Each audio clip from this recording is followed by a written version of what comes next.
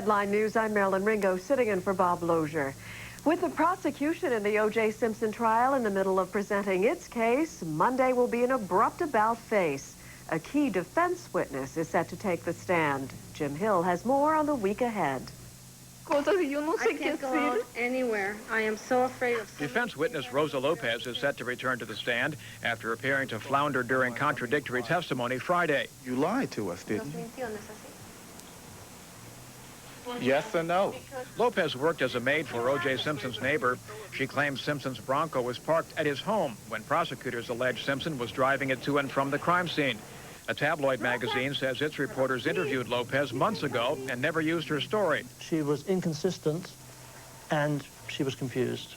Simpson house guest Brian Kato Kaelin is also scheduled to testify this week. He testified in the preliminary hearing he heard noises behind his guest room at about 10:45 the night of the killings. You know, in my room, it has this wall and it's like that. That's the same area where Detective Mark Furman said he found a bloody glove, which reportedly matches one at the crime scene. Detective Furman may take the stand soon. Defense attorneys suggest he's a racist who may have planted the glove. Newsweek magazine reports prosecutors held a mock cross-examination with Furman, and he did poorly. An investigator with Furman's attorney says that story is not true. Furman's lawyer also denies 10-year-old allegations Furman was involved in a group of policemen called Men Against Women, and that he once insulted an African-American policewoman. He said Newsweek used stolen police records and wants a grand jury investigation. Having admitted to me that they were stolen, I think they have real serious problems. Detective Tom Lang is also expected to continue his testimony. He's been under intense questioning by Simpson's attorneys and admits feeling the pressure of the celebrated case. Take a look around you. It's a lot different, yes, because of all the attention. Simpson's first wife, Marguerite Simpson Thomas, may testify Friday. Prosecutors subpoenaed her, alleging O.J. Simpson beat her when the two were married. Simpson Thomas has denied the allegation, and she has fought the subpoena. The Los Angeles Times, meanwhile, reports a member of the jury may be replaced this week. If so, this would be the fourth juror dismissed from the panel. The defense has been conducting tests of its own and consulting with its own experts. Prosecutors are apparently certain this will only confirm Simpson is the killer. So they want the defense to turn over to them the results of those tests and the opinions of the experts. A hearing on the matter is set for this week. Jim Hill for CNN Los Angeles. The collapse of one of London's oldest and most prestigious investment banks is taking a toll on world financial markets. Last week, Barings Brothers and Company lost some $800 million, reportedly as a result of one trader's investments in Asian futures. The bank has now filed for the British equivalency of bankruptcy. Tokyo's stock market reacted sharply Monday, dropping nearly 5% to its lowest level in 14 months. Other Pacific markets are also down. It's not clear how the crisis will affect U.S. stocks. President Clinton says American workers are the winners in a new trade pact between the U.S. and China. It was signed Sunday after last-minute negotiations. The United States had threatened to impose punitive tariffs on China unless it cracks down on copyright violations of American movies, CDs, and software. The agreement promises to do just that and allow U.S. industries to create joint ventures in China. When you open up a country as large as China and growing as fast as China, I think you can understand just how important that will be to U.S. workers and to their incomes and to growing our businesses. And so I can't calculate that on a dollars and cents basis today, but I think it's fair to say it will have an enormous impact. The Clinton administration says rampant piracy in China has cost Americans over $1 billion a year. It should soon be more difficult for federal employees to avoid making child support payments. The White House says President Clinton will sign an executive order Monday, making it easier for states to find deadbeat parents. The government will cross-match the names of parents avoiding child support payments with federal payroll lists. Surgeon General nominee Henry Foster is blasting critics who say he supported government experiments on black men with syphilis. Speaking at his hometown church in Nashville Sunday, Foster denied the allegations. A conservative group claims in 1969, Foster learned of a study that left syphilis untreated in test patients. Foster says his critics are lying to wreck his career. Ask for your help and prayers in working with me again to fight the latest attack from the white right-wing extremists that are trying to use my nomination to achieve their radical goals. They have used distortion after distortion in the past weeks. You have heard them. But the most recent charge that I, as a young black doctor in Tuskegee, Alabama, knowingly cooperated with the most cruel and inhumane experiment ever undertaken by our government is outrageous. It is offensive. It is dead wrong, and it is without substance. Mark Twain once said, it has about as much substance of the shadow of a boiled sparrow. Foster insists he pressed for proper treatment as soon as he learned of the study. Lawmakers on Capitol Hill are beginning to stake out positions on affirmative action. House Majority Leader Dick Armey said Sunday the government should get rid of programs designed to give women and minorities a fair share of job and educational benefits. He says it's time to trust the inherent goodness of Americans to hire with equity.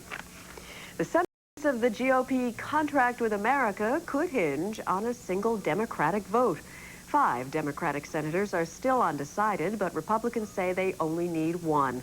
Carl Rochelle reports. The showdown is set for Tuesday in the U.S. Senate, the target amending the Constitution to require a balanced budget. Republicans say they are within 1 vote of victory. Democratic Senator Kent Conrad is still uncommitted. He says he can't support the amendment as it stands. You've got the wording of this current amendment that presumes you're going to loot the Social Security Trust Fund in order to balance the budget. Some $636 billion over just the next 7 years. I think that's wrong. I think that just delays the day of reckoning. Republicans charge that without the amendment, the deficit will continue to grow. And it's fairly clear that the Congress does not have the courage or the fiscal discipline to bring the debt down, and that the administration also doesn't have it. President Clinton spent a quiet Sunday attending church with his family. The White House says he spent several hours this weekend calling Democrats, trying to rally them to stand firm on the amendment. His concerns that a balanced budget amendment would limit the government's ability to deal with any future economic crisis like the recession, and that it would hand budget decisions over to the courts or even the Federal Reserve. Those concerns are shared by the few Democratic holdouts, including Senator Sam Nunn of Georgia. The House of Representatives has already approved the amendment, but Speaker Newt Gingrich says he would support legislation to allay Nunn's concerns. Critics say that wouldn't keep the courts out of budget cases. There is no way in the American constitutional system to tell the courts that they cannot inquire into a matter brought before them under a constitutional provision. The amendment requires 67 votes, a 2/3 majority. Senate Republicans say they have 66.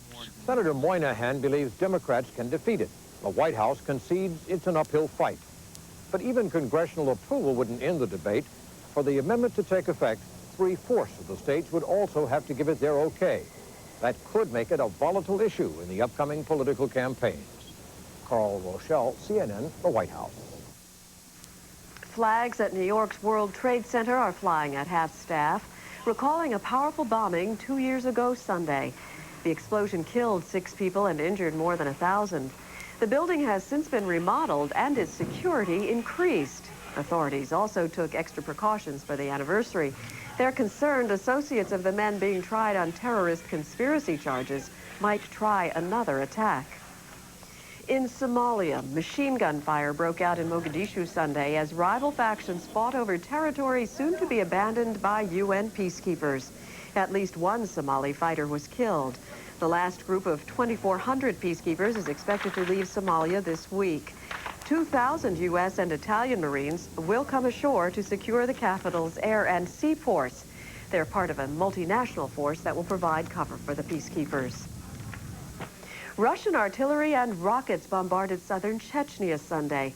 Russian forces used the same tactics to crush the Chechen resistance in Grozny. Meanwhile, a London newspaper reports the discovery of 2 mass graves in the capital of the breakaway republic. It says the open graves contain the bodies of more than 100 Chechens, mostly civilians. For the first time, Israel has formally said it believes one of its airmen downed 9 years ago may still be alive in Iran.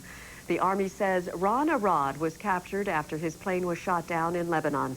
Officials suspect he was turned over to Tehran by Shiite Muslims. Jerusalem is demanding his immediate release. The search for a British runaway has ended in Malaysia. The boy took off from his North London home Tuesday after arguing with his father over spilled spaghetti. Charlotte Hume has details. Mr. Kerry had waited 5 days for this moment. His son's been found in Malaysia on the Thailand border. Goodness. He is safe, well, very tired. I'm absolutely delighted for you. The police told him, though Peter was exhausted, he was in safe hands.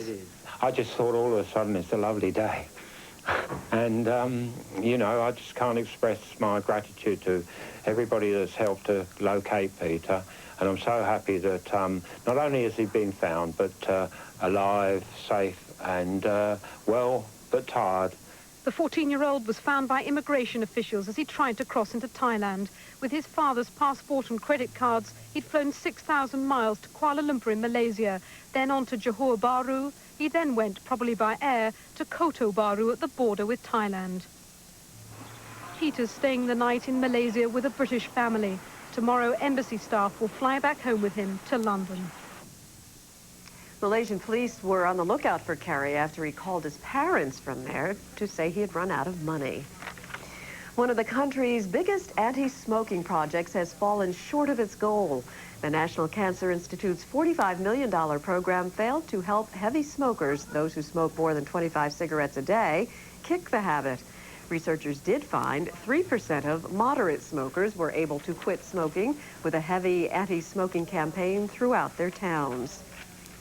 Air traffic in Northern California had to be diverted around a blimp after its pilot fell to his death. The craft drifted for several hours before it came down in some trees. A witness says the pilot ended up hanging outside the blimp after he experienced problems while trying to land. He fell about 200 feet to his death.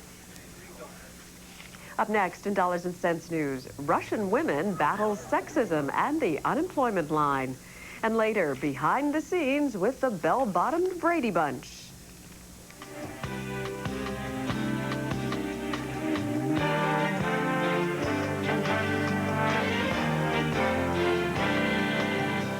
Highs in the 70s from the southern plains to the mid-Atlantic, but much colder air spreads across the northern U.S. and into Canada.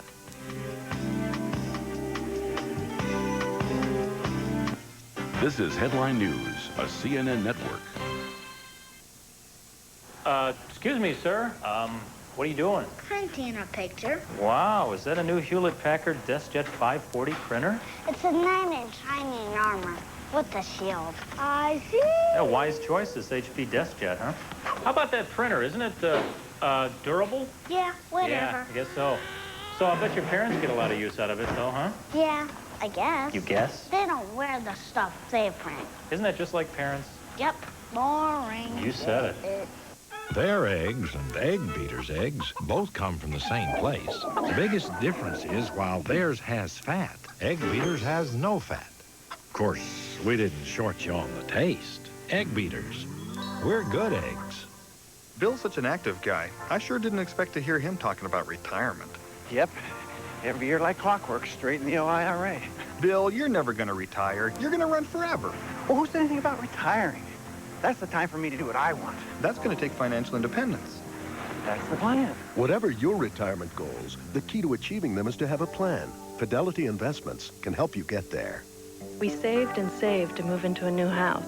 But as I finished our change of address cards, I saw we have to pay more attention to the most important savings of all. IRA statement. Look at that. Oh, boy. We gotta do better than this. Ooh, I agree. We got to move this, too. Fidelity offers a wide range of mutual funds for your retirement savings. And now, for Fidelity retirement investors, we've waived the sales charges on a dozen of our stock mutual funds. So call Fidelity today for a free IRA fact kit, including Fidelity's retirement planning guide. Call 1-800-372-8686. Now from CNN, a network that gives you an even more global view of the world. With international news and business, world sports, and global weather. Now available in America, CNN International.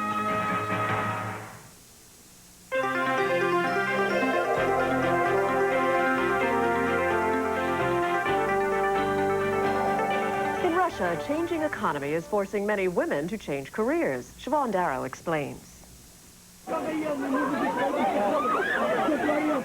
It was a fight most here never expected to wage, battling to get in the door of Ryazan's first ever job fair.